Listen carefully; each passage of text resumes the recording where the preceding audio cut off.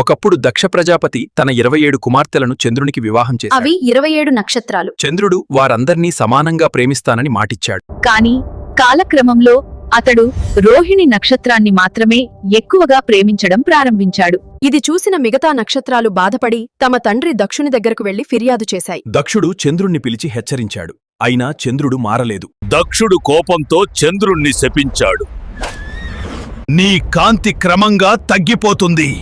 శాపం ఫలితంగా చంద్రుని కాంతి రోజురోజుకీ తగ్గిపోయింది. లోకంలో చీకటి పెరిగింది. ఔషధ మొక్కలు వాడిపోయాయి. ప్రకృతి అసమతుల్యమైంది. దేవతలందరూ భయపడి శివుని శరణు కోరారు. చంద్రుడు కూడా కైలాసానికి వెళ్లి శివుడిని ప్రార్థించాడు.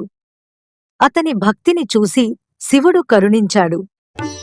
కాని దక్షుని శాపం పూర్తిగా రద్దు చేయలేనందున శివుడు ఒక మార్గం చూపాడు. నీ కాంతి పూర్తిగా నశించదు. ఒక పక్షంలో తగ్గుతుంది, మరొక పక్షంలో పెరుగుతుంది. అలాగే చంద్రుణ్ణి తన తలపై ధరించాడు.